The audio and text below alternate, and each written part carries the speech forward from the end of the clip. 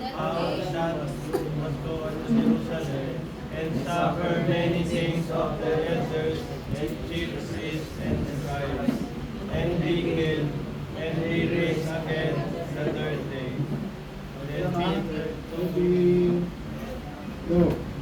Then Peter took him and began to rebuke him, saying, Be it far from thee, Lord, this shall not be unto thee. I said unto Peter, Get thee behind me, Satan, thou art an offense to me, for thou speakest not the things that be of God, but those that be of men. Ako na then said Jesus unto his disciples, If any man will come after me, let him deny himself, and take up his cross and follow me. For whosoever will save his life shall lose it, and whosoever will lose his life for my sake shall find it. For what is a man profited if he shall gain the whole world and lose his own soul? For what shall a man give in exchange for his soul? For the Son of Man shall come in the glory of his Father with his angels, and then he shall reward every man according to his Ay works. sabay, Verily I say unto you, there be some standing here which shall not taste of death till they see the Son of Man coming in his kingdom. Pray, Lord, salamat yung mga yung natin masayang bilang. I pray, Panginoon, ang paggabay niyo, Panginoon, sa another year, para sa amin. Ganahan kami maglingkod sa inyo dahil nawa namin na kayo po ay magre-reward pala, kayo po yung nangako, at maganda po yung reward. So I pray, makuha namin tuloy lahat ng mga bata, Panginoon, magtipon, na kayamanan sa langit. Masalamat din sa inyo, but kayo po gabay sa amin, may mga pagkakataon na hindi madali. But I pray, Panginoon, kayo po muna, tulungan po ang bawat isa. Nakulo, kayo po lang. In Jesus' name we pray. Amen. Ako po na mo, medyo mainit na. Okay, saglit lang ko na lang po ito dahil nag-alas 12 na pala, no? Kahit pa 20 minutes. Okay, so again, team natin is, ay basa niyo po, ready, go. Alam niyo reward, sabi kanina, yung mga nanalo, di ba, merong reward, so either chocolate man yan, maliit na bagay. Pero alam niyo, pag mga malaki yung bagay na, kung nagtatrabaho ka, gawin mo to, ano mga trabaho, ano ng trabaho, gumawa ka ng upuan, 10, so may bayad yun, di ba, reward, tawag doon. Dahil may ginawa ka, meron kang reward, bayad. Okay, kung ano man, nag-alaga ka lang, pwede rin naman yun. Talaga may price ka sa akin. So, napaka-importante na kasi minsan di tayo kikilos pag walang gano'n, di ba?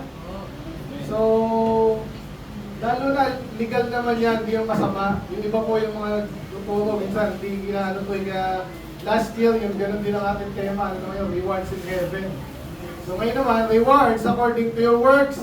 Para emphasize natin, hindi tayo pwedeng mabadging-badging lang. Amen. Yung iba, paglingkod lang, makapunta lang, salamat pala iba, maayos ang damit. No, kasi simula ngayon, ganyan gagawin natin ha, kahit matagasan mo tayo mong talban. So, minsan mahirap kasi babawon pa kami, mag-soul winning pa kahapon. Pero kailangan maayos ang damit natin. Okay, kaya lahat kayo, mga nasa picture na. Hindi maganda, di ba? Pero after today, this year, hanggang matapos ang mundo, ganyan ang suot natin, amen? Amen! Ganyan talaga dapat sa church. But anyway, yun ang ating tema. So, bilisan ko na lang ito. Meron lang akong 7 points. Bakit tayo dapat maglingkod sa Diyos? Kasi nga, ano yung mga dapat natin gawin? Kasi alam natin, meron ng reward at hindi pare-pareho yan. Kaya nga, according to your works eh. So, kung natin isa, matalino. Kanina, nag-memorize, di ba? Yan pala, makikita na eh, nag-hirap, di ba? Hindi madaling mag-memorize, paulit-ulit yan. Para makuha mo. Tapos pagkakasunod niya, hindi madali, pag tumayo ka na dito, kung maraming verse, mas marami, mas mahirap. So pero dedication mo, ayusin mo, syempre mas malakas yung amen, kung may price yan, mas malaki yung price. Ganon sa Diyos, ganon din sa atin dapat. Imagine mo, isa tamad, tapos yung isa, pareho lang kayo. Hindi pwede yun, mali yun actually. Ang mga komunista tawag dyan. Hindi gano'n ang Panginoon. Okay, malinaw dyan. Sinabi niya kanina dito. Sa verse, second to the last, 27, For the Son of Man shall come in glory of His Father with His angels, then He shall reward everyone according to his work. Sinabi niya sa Luke, iba lang pagkakasabi sa Luke at sa Mark. Pero pag ano yung ginawa mo, matino, maayos, ginawa mo may pag-ibig, diba, masipag, consistent yung iba. Sabi nga ni Daddy kanina, aaten yan, 1, 2, 3 beses, wala na. So sino may reward doon? Diyan pala makikita mo kanina, di ba, yung mga tanong, paulit-ulit siya, sino ang anak ni ganyan, sino ang anak ni... Importanteng tao mo yung pinag-usapan sa Bible. Yung mga aral dyan, hindi mo makukuha kung di mo nga siya kilala. Anong ginawa niya, anong karakter niya, hindi mo kilala kasi hindi ka umaten, o minsan-minsan lang. Kung umaten ka sa iba dyan, pwede yun, sa atin hindi. Dito kaya hindi na namamahiya, di ba? Pero, para makita nyo na, iba talaga yung aral. Kaya pansinin niyo yung mga Baptist preacher, iba yan, kahit hindi nagtapos ng pag-aaral yan. Pag-aral niyo yung Bible, malakas ang loob yan. Hindi katulad dyan yung mga nagdadakal lang, yung mga Jehovah's Witness, mga Iglesia ni Manalo. Ang magagaling dyan sa philosophy, yung mga matataas nilang opisyal. Pero yung mga tao, walang alam. Kasi inaano lang sila, parang wini-witchcraft lang sila. Bakit lang kayo dito, punta kayo ng punta. Ilang taon sa church, hindi ligtas. Sino ligtas na dito? Sigurado, sa langit, taas kamay. O hindi nyo makukuha yung percentage na yun sa iba. Mga Baptist lang yan, halos 90%, 99%. Ganyan dapat. Kasi alam natin yung ginagawa natin, kilala natin ang Panginoon gusto, salita niya, inaalam natin. Okay? Kaya ngayon, kung gusto nyo maraming reward sa Diyos, dapat matino, mas matino, consistent. Kasi ang Diyos, alam din ang puso nyo, di ba? Lagi sinasabi pag preaching natin. Alam ko, isang tingin ko pa lang, kahit nandito kayo, yung iba walang gana. Yung iba, ano mas ito matatapos? CR nga ulit ako. CR ulit. May mga bata, okay lang yan. Gusto nga natin nandito sila kahit makulit. Amen? Narinig tuloy siya. So, ganun nyo kasi nasanay tayo sa salita ng Diyos. Pero kung habang lumalaki kayo, nai-inlove kayo sa salita ng Diyos. Kasi natututo kayo, hindi yung makukuha kung saan-saan yan. Kahit si Daddy, kahit si Brother Jay, sa pala, inuupo ko lang yan. Hindi kasi nakita nila yung pakinabang sa salita ng Diyos. At tuloy-tuloy yan, hindi lang sila, pati pamilya nila, ako, gano'n. Gano'n kami natuluan doon. Sa Antipolo, sa Daniel. So, ayun ang pangitain natin sa inyo. Amen? So ngayon, bilisan na lang natin. Ano yung mga dapat natin gawin para marami tayong reward? At alam natin, tinitingnan tayo ng Diyos, mabuti bang maglingkod to, si Myla, o mga nagpapakip lang to. Mga nila, kahit hindi ko yun. Iba naman, andito to kasi walang pagkain sa kanila, dito kakain. So, ang pangit ng gano'n, di ba? Pero itong iba, kaya dito, gusto niya matuto sa salita ng Diyos. Salamat sa mga nag-memorize, gagalingan niyo pa yung later, baka si Joanna, later, kasama na rin. Napakaganda nung ginagawa nun. Sa halip na nag-TikTok ka dyan, halip na nag-Facebook ka dyan, walang katapos ang... Kabisado mo, salita ng Diyos. Yung ibang pronunciation, di pala ko kayo, pero unti-unti yan, naging naman familiar ka sa salita ng Diyos. Kaya tingnan natin ano yung mga dapat natin gawin. Nandito lang po sa chapter na yan. Bilisan mo na lang. Number 1, introduction pala sa 1 to 4. May mga pinansin siya dito. Kaya mga bago dito, hindi kami naninira lang. Pag sinabi ko post teacher yan, talagang post teacher yun. Papatunayan ko sa inyo yun. At dito mismo sa 1 to 4 dito, may sinabi yan si Jesus dito na wicked, adulterous generation. Kasi mga hipokrito. Maganda ba yun, hipokrito? Ba't diretso niya sinabi yung diretso? Parang hindi nagayahin. Gano'n si Jesus, kaya gano'n din tayo. Pag may sinabi hipokrito dito, kunwari, nakaganyan pa yun. Hindi naman ligtas. Ayoko magkaya kayo doon. Kaya sasabihin ko, mga hipokrito yan. Gano'n din si Jesus, introduction pa lang po ito ha. Kaya paano tayo makapaglingkod ng tama? Introduction natin, huwag kayong maging katulad ng mga gano'n policy. Kaya pinagalitan ni Jesus yan, huwag kayong gano'n, mga hipokrito yun.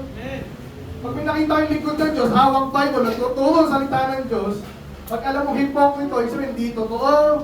Diba, sabi kanina, sabi ko sa inyo, mga pastor, may asawa, may anak. Mga pari, walang anak yun.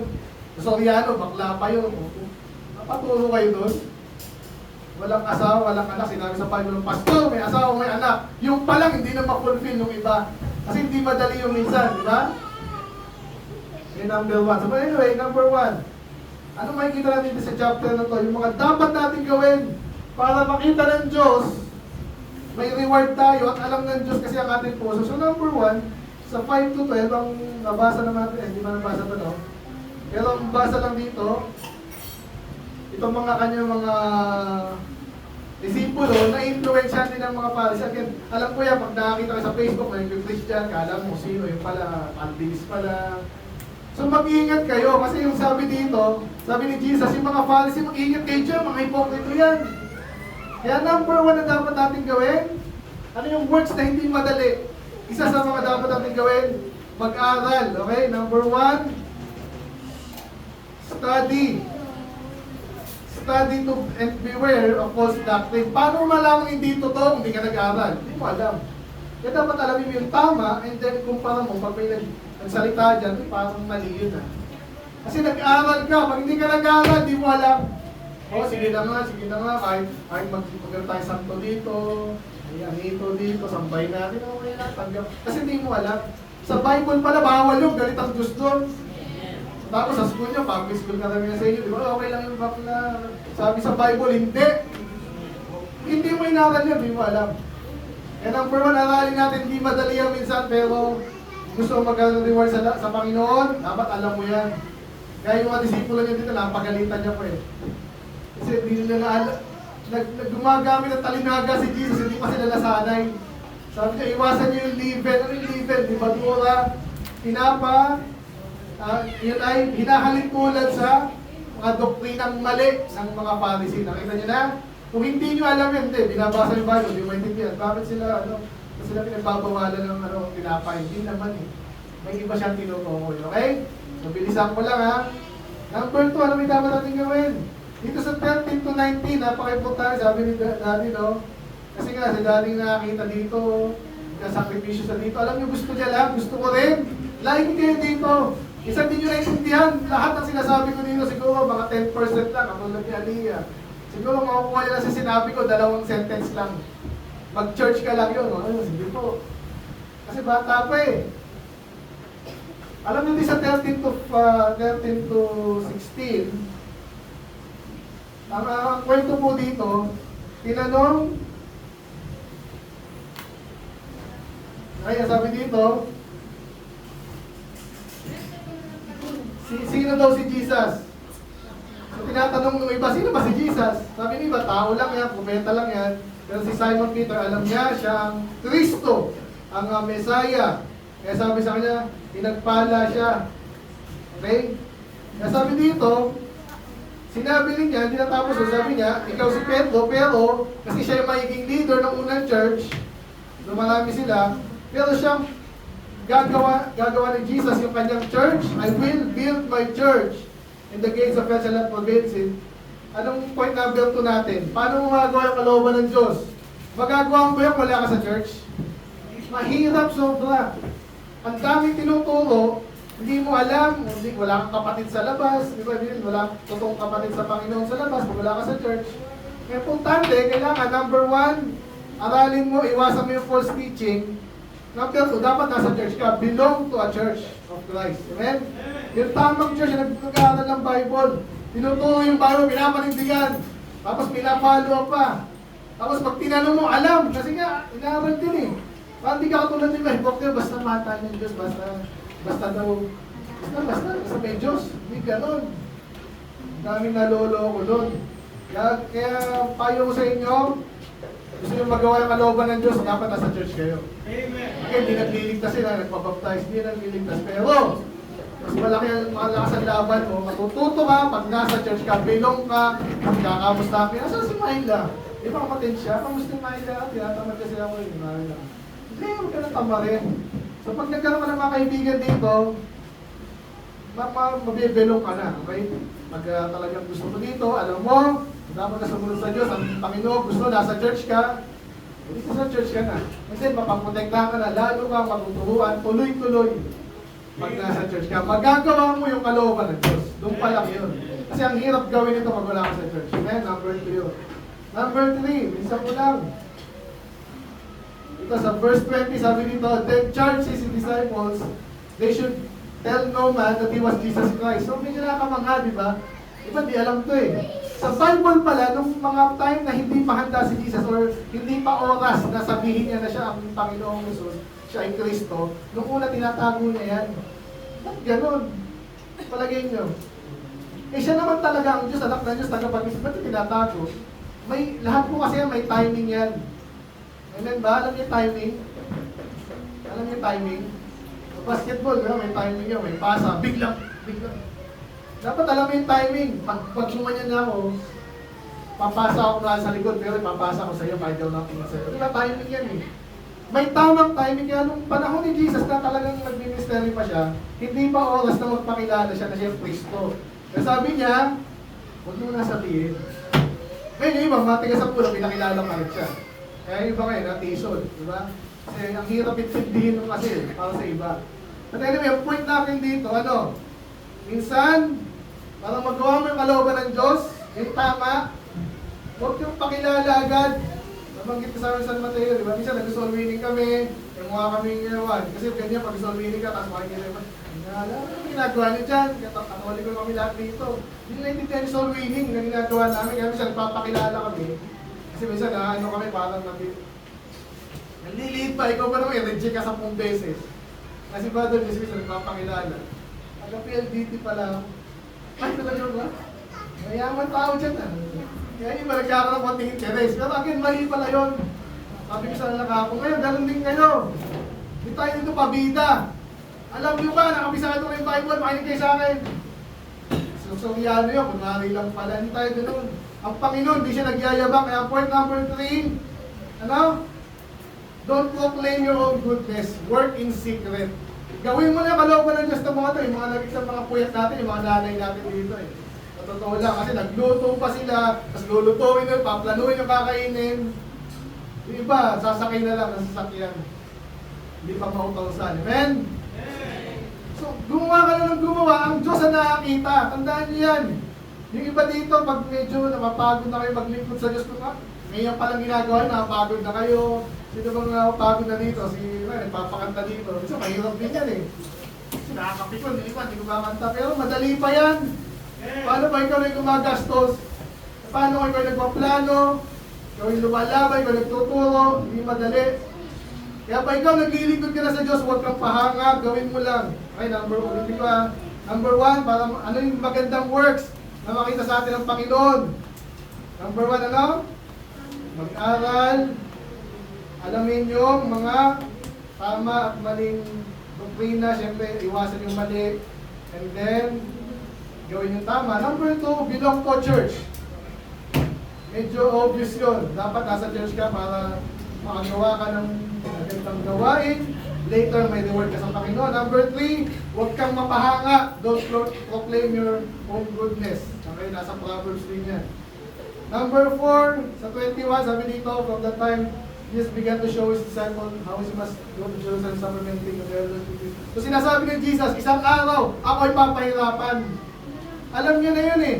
So ano number 4 natin? Kung gusto mong maglingkod sa Diyos, dapat handa kang mahirapan. Amen? So meaning, pahiya ka dyan. Diba? Yung katulad sabi mo, ang layo ng tinavel natin, bakit tayo nagdudusa dito? Ang init pa. Okay, pray natin, maganda aircon tayo dito. Amen? Amen. Pero sa Panginoon yan, nahirapan eh. Ang Panginoon, hindi na alam yung ina-Jesus, hinataw siya, alam niya yun. Gagawin sa kanya, hinayaan niya lang. Bakit? Kasi na magliligtas sa atin eh. So kung magliligtas ka sa Diyos, ang works na magmamatter, dapat yung iba, ganito, magtatrabaho nga masipag, pero pag binura na ako, ayoko na niyan.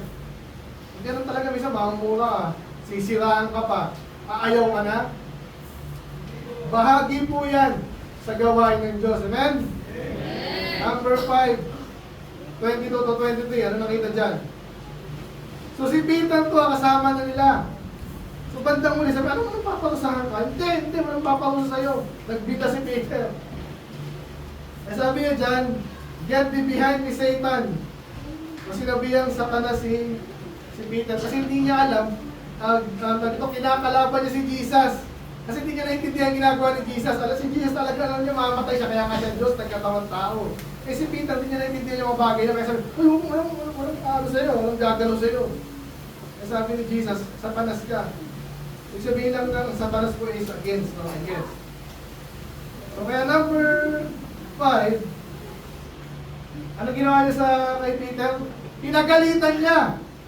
So ganun tayo kung maglilingkod ka sa Diyos, nakahanda kang pagalitan. Dito sa atin po, alam niyo na yung mga matagal na dito, sumisigaw si Pastor, sa talagang meron ako tinutukoy, nakapahiya.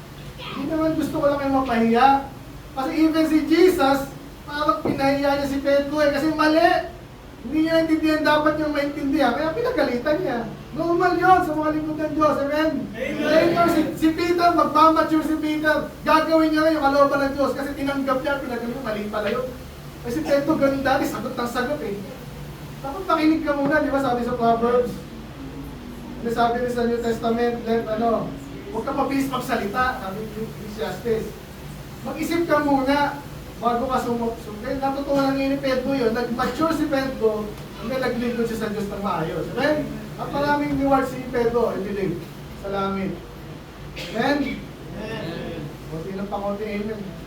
Naintindihan ba? Dapat kung maglilingkod ka sa Diyos, handa ka pagalitan, handa ka mag-suffer, mag-aral ka, and then, patay itong aking kopya. Ano ba? Naalala nyo? Aralin nyo yung mga aral. Dalawa na lang, no?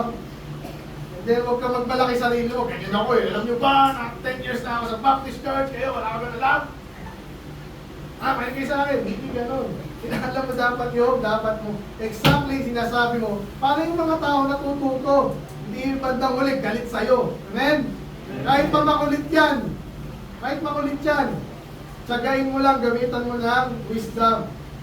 Para sila ay ma-encourage, hindi ma-discourage. Amen? Okay? Okay ka lang. Okay. Ay basa, marami na po tayo. So medyo binit tayo ngayon, pero attend kayo para hindi kayo ibitin. Next, second to the last, 24 to 25. 26, ito yung pinaka-ano natin, sabi dyan. Kung sino mang gusto sumunod sa akin, i-deny niya sarili niya. Ibig sabihin ko na, nahugutom ka, katulad ka, sino gutom na? Ako, gutom na po ako, konti lang kinain ko kanina. Nag-drive pa ako malayo, bibris pa ako ngayon. Okay lang, mamaya makakain din ako eh, di ba? Konting tiyaga, i-deny mo yung uhaw, kung ano man yan, minsan, gusto kong bumili ng kung ano. So kailangan pumunta dito, gastos dyan, gastos doon. Okay lang, sige, hindi ko kailangan yan eh. I-deny mo yung sarili mo pag naglilingkod ka sa Diyos. Sabi dyan, para si Jesus may cross, di ba mabigat ba yung cross? Magaan. Napakabigat nun. Eh, sugat-sugat na siya, binuhat niya yun. Kaya napaka-classic example niya kay Jesus, alam niyo ba yun? Kaya pag naglilingkod ka sa Diyos, isipin mo lang si Jesus. Bukod siya yung pinakos, bago siya pa ako, hinataw-hataw siya. Yung cross niya, dinala niya yun. Eh yung Golgotha, paakyat pa yun. Alam niyo yung paakyat, dito may kalsada na eh. Paano kung bato-bato yun? Tapos dala-dala mo to timber. Eh, sabi dito, kung maglilingkod ka sa Diyos, dalhin mo yung sarili mong cross. At sa totoo lang, hindi tayo pare-pareho ng cross eh. Alam niyo ba yun, yung mga babae, ibang mabigat sa inyo, iba yung burden nyo, mag-anak ka, iba yan, mag-aaral ka, mag-tatay ka, iba na naman. Dalhin mo lang, amen? Amen. Iba puro excuse eh, bakit ka wala sa church? Kasi po maglalaba ako, alam mo naman nanay ako eh. Eh nalo ako, tatay ako, mag-aaral ako, ba't naman, mag-iinom pa ako, hindi lasing ako. Ano mag-church, di ba? Pangit na excuse mo. Ano ba? Eh lalo naman ako, estudyante ako. Kanya-kanya tayong cross, lahat tayo pwede natin dalhin yan. At dalhin mo, sinasabi ng Panginoon, dalhin mo lang, maglingkod ka, sabay yun. Nagtitiwala ka sa Diyos at the same time, nag-aaral, nag-trabaho. Sinasabi dito, follow me. Eh si Jesus nga, ginawa niya lahat. Nagtrabaho din siya.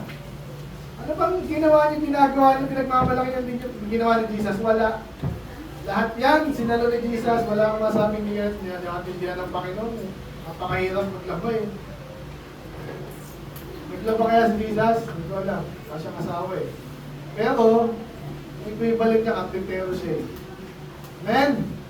Sumunod ka lang kay Jesus, sumunod ka lang. Alamin mo yun, basta hindi pa nakakalaman. Definitely, isa sa mga gusto niyang gawin niya, mag-church ka. Aralin mo to, totoo, sincero, kasi alam ng Diyos lahat ng iniisip mo. Ako lang, alam ko na pag dito yun. Sabi kasi pag tinatamad yan, natawa-tawa dyan. Hindi mo nakakatawa sinasabi ko. Iba ginagawa niyan. Hindi nakikinig yan. Diba? Alam ko na, lalo ang Diyos, alam niya. Kung nag-church ka lang dyan dahil magpakyut or what, dahil wala kang magawa, alam ng Diyos siya. Kaya ang ginasabi natin, yung dapat trabaho natin according to your work, i-reward ka niya. Huwag kang umasa na may reward ka sa Diyos. Tatamad-tamad ka, hindi ka tapat, hindi ka totoo. Huwag kang umasa ng maayos na reward. Amen? Ikaw gusto mo ng maayos na reward. Mag-aral ka, sumunod ka sa, iwasan mo yung false doctrine, mag-church ka, magbilong, hindi lang basta punta-punta sa church. Ang maganda, bilong. Then, hayaan mo, huwag kang magmalaki, huwag kang mag-proclaim ng goodness to mo. Dapat hayaan mo, pag mahihirapan nga, ganun talaga. And then, pagalitan mo, yun yung number 5, rebuke the works and influence of Satan. Nabanggit ko kay Peter. Ganun din kayo. Pag nakita mo yung kapatid mo, uy, huwag ka naman madaldal, sabi ng kanil pastor, huwag makinig. Ikaw na mismo magsabi. Alam niyo ba yun? Ako wala na kami dito. Anong pinag-usapan ka, Paul? Ikaw na yung magsabi sa kapatid mo. Tamad mo naman. Huwag ganyan kapatid. Ikaw na yung magsabi ito. Hindi masama yung sabihan mo siya ng makakabuti sa kanya. Amen? Yun. And then, number 6, yun yung pinaka-obvious actually. Sabi dyan, serve the Lord selflessly. Para kang wala. Ba't ako maglilingkod sa Diyos? May hirapan ako. Naggastos ako. Ganun talaga. Parang wala kang sarili, parang ganun. Yun ang paglilingkod sa Diyos. Dapat hindi ikaw yung laging, wala naman sweldo dyan, maliit sweldo dyan, wala nga. Hindi ganun ang paglilingkod sa Diyos. Pag nakitaan ka na gano'n, makasarili ka, wala agad yun yung mga tao. Wala to. Ba't wala na si pastor? Wala na siya sweldo eh. Mababa, may yung dati nagsusupport sa kanya, hindi na. Kaya wala na church. Ang pangit ng ganun. Hindi ka makapagpatuloy sa Diyos pag lagi mo iniisip, mag-church ako kung may mga ano ako. Wala. Hindi ba? So, ang paglilingkod sa Diyos, kasi re-reward na tayo ng Diyos, at alam mo yon, at alam niya yon, at pangako niya yon. Ang maganda, ang paglilingkod natin, huwag mo na isipin sarili mo. Amen? Isipin mo rin pero hindi yung tipong, ano mo na, lagi ikaw. Dapat ihanda mo yung sarili mo ng paglilingkod pala, hindi dapat makasarili. Last. Sabi dyan, hindi nalagay Sabi dito, sinabi nga dyan, nangangako siya, isang araw ako'y babalik, kasama ko ang mga anghel. At ligtas ka lang, wala ka ng Diyos, ligtas ka sigurado na yun. Pero yung reward, hindi pa rin pareho. Kaya ngayon mga magsipag tayo, na pinaka-tech, ano natin ngayon, tema natin ngayong taon. Magsipag tayo, hindi yung basta makatin lang, minsan-minsan lang. Pag naglingkod ka lang, kumanta na ako, mag-relax na lang ako dito, hindi na maglilinis. Maglingkod ka kasi yung paglilingkod, yung reward mo according to your works. Hindi ikaw yung tipong, pare-pareho tayo komunista. Hindi ganun ng Diyos. Papayag ka ba, Myla? Kunwari, nagtrabaho ng 2 taon, si Jasmine, isang araw lang, o 2 linggo lang, pareho lang kayo na sweldo, papayag ka ba? Mali yun, di ba? Kasi sino ngayon yung maraming rewards? Yung maraming ginawang tama. Hindi mali ha. O yan, so ngayon, ulitin natin ha. Dati, aralin mo. Last na po tayo. Aralin mo, iwasan mo yung mali. Kasi pag mali-mali ginagawa mo, parang yung words mo, pangit. Kaya ka lang makapagtrabaho ng maayos, matalino ka. Kaya isa sa mga unahin din, mag-aaral ka. Iwasan mo yung mga false teacher. Then, you belong to church, huwag kang parang loner. Ako din, loner ako dati. Pero nalaman ko, kung mag-isa lang ako dito, paano malalaman mo? Antayin mo malalaman pag may kasama ka. Amen? Pinapollow ka kasi nag-commit ka dun eh. Member na po ako dyan ha. So, pag nga nagsabi ka, nagpabaptize kayo, kapalo ko kayo lagi. Yun ang malaking pagkakaiba. Amen? Pag iba, labas-pasok. Siyempre, alam naman follow ko yun. Kung hindi naman interesado dito, di ba? Malaki ang pagkakaiba ng din. Huwag kang mayabang. Hayaan mo masaktan ka minsan. Tapos hayaan mo minsan, palagalitan ka. Selfless and then last. Kaya sabi dito, well, I said to you, there be some standing here. We shall not taste the death till they see the Son of Man. Sabihin, malapit na. Alam niyo ba laging ganyan ang tema ng Panginoon eh. Kung di dumating ang Panginoon, mamatay ka, ganun din, at least, re-rewardan ka na. So, hindi ka dapat, malapit na dumating ang Panginoon. Either mamatay ka, dumating ang Panginoon, malapit na yun. So, dapat, hindi ka malungkot dahil malapit na yan. Eh, pastor, ako nga, 17 inihap ako sa diadem. Dito, naka 6 years na. Wala pa akong reward sa Panginoon. Meron naman, pero wala pa sa langit. Buhay pa ako eh. Maghintay ka lang, maglingkod ka lang. Amen? Panglapo niyo, kaya ang last point natin, ini-encourage niya tayo. Ano gagawin natin? Magtiwala tayo sa Kanya. Okay? Believe and trust and hope in the Lord that He will have your reward. Siya nagsabi niya, siya nangako niyan. Ano yung pwedeng reward sa inyo? Napakarami. Ang hirap masabihin kayo. Sabi rin dito, di ba din exactly alam kung ano meron sa langit eh. Definitely maganda yon kasi mas maganda sa langit kaysa sa lupa. Amen? Ano mga reward sa lupa? Sasakyan, nag-asawa ka rin dyan. Ano pa? Cellphone, nag-asawa ka rin dyan. Iba nga sa inyo, ganyan, wala naman loan. Libre lang. Nakasawa rin, di ba? Mas magandang reward sa langit. Amen. Kaya umasa tayo ng gano'n, magtiwala tayo sa Diyos kasi doon. Walang brownout, walang signal, lahat meron doon. Lalo na pag maraming ang reward, yung pinag-usapan ng mga pastor minsan, isa ata sa mga reward dyan, yung lumilipad ka. Kasi parang may sinabi dito, yung nagniningning ka pag marami kang rewards eh. Mas glorious ka daw. Pag ikaw ay mas masipag ka na, matapat ka pa, mataasa ka. Imagine nyo kasi, yung mga planet, di naman natin na-explore yan eh. Ibang star system. Eh kung nakakalipad ka, pinapakaganda nun yung Saturn mismo, no? Pinapanood mo lang. Ano yung mapanood ko ngayon? Punta ako sa Saturn, ang ganda ng Saturn. Bukas ano kaya? Ang daming pwedeng i-reward sa atin ng Diyos. Amen? So pero wala nang asawa doon. Wala nang asawa. Pero I'm sure maraming mag-enjoy tayo doon. Amen? Hindi karnal. Okay, ulitin ko lang ha. Ano yung para tayo makapaglingkod? Para marami tayong rewards, dapat marami tayong works na maganda. Eh, paano nga tayo mag-give pa ng maraming works? Mag-aral, belong to a church, is magandang standing mo. Hindi yung isang beses, isang taon, naging member ako dyan eh. Ako wala akong bilib doon. Ngayon, hindi ka na member. Bakit na nangyari? Bilib ako yung talagang natanim na doon, hanggang mamatay na, ando na. Yun ang nakaka-bless, yun na doon ka ma-bless, doon ka matutuwa. Doon natutuwa ang Diyos. Pinaglaban ng panampalataya niya, pati mga apo niya, doon na sa church. Hindi yung ano lang, talon-talon na parang tipaklong. Then, huwag kang mayabang.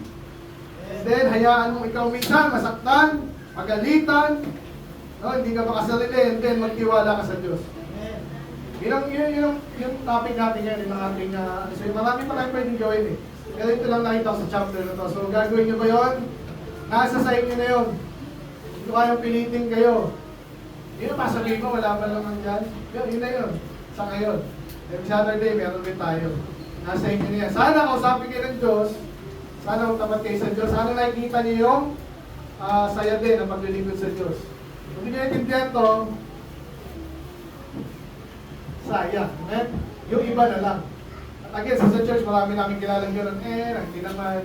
Pag tinanong mo, wala nang masabi. Wala ka na sa church. Alam mo sabihin niyo ano, kala ko kasi may ganyan. Hindi na. Sabihin lang, busy ako, mga excuse, mga kasinungalingan.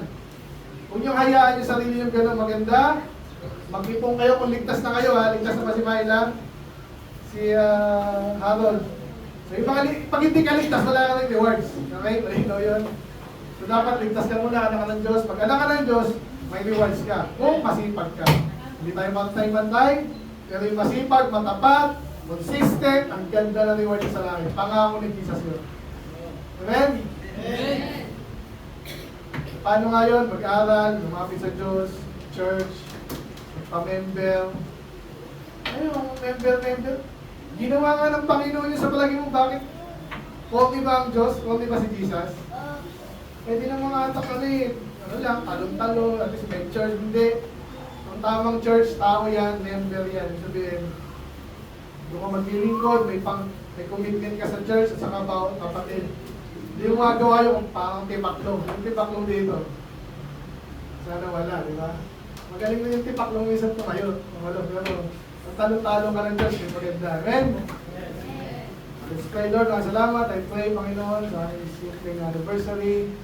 Salamat sa aking bilang. But I pray again kay Bong Kumilos, Panginoon. Maraming nasabi, but I pray na manatili ko, Lord. Nawa, nakita namin. Malakilan, Panginoon. Bakit ginawa ito? Salamat din. Meron pala yung motivation. Iba, hindi na tinuturo to dahil may pinalit na sila dito. Kaya so, mga bagay na gawa-gawa nila. Pero sa salita pala, kayo mismo lang nangako. Sinasabi niyo, malinaw dito. Hindi namin kayo pinahiya. Naglingkod kami. Nagsipag. May rewards, Panginoon. According to our works, ang obvious na mensahe doon ngayon, mas maganda, maayos na paglilingkod, mas marami, mas matapat, mas magandang rewards at mas marami. Hindi matalino bawat isa, desire namin, ang inyong reward, pinangako niya, of course, maganda yan, of course. Sigurado po yan, so I pray na matalino bawat isa again, salamat sa pagkakataon dito kami sa 2 taon. Papatuloy po kami, bigyan niyo kami ng lakas, Panginoon, talino, provision din, Panginoon. Dahil na parang kailangan din, mga tao, Panginoon, yung talino, Panginoon, San Mateo, yung Talban, pag-ibig din, Panginoon. Yung mga taga dito naman, i-embrace nila sa kanila yung church. Pasalamat sa inyo, i-appreciate, panalangin, participate, Panginoon. At magawa, Panginoon, maglingkod na yung magagawa. Kasi sa mula lang sa pagkatakanta, pag-attend, later, mag-surrender na din mga yan, Panginoon, I pray, Lord, for your mercy, yung grace, Panginoon, knowledge, Panginoon, at riches, Panginoon, kayo po mas masama. Nga po, Lord, alalaan niyo ang kakainin, Panginoon. Nasa lang sa naganda, magpaparticipate, sa Mateo Talban, Panginoon, kayo malalaan. In Jesus' name we pray. Amen. Amen. It's time, King James. Ay, merong pag-game si Mamayan. Kapisilip na ilan nung... Ako na. So may konting game si Mamayan. Sa upuan nyo, sa ilalim ng upuan nyo daw, merong kayong ano dyan. May 1 milyon. So medyo random lang yan, random. Okay, so titingnan nyo. Okay, sirain yung upuan ha. So wala.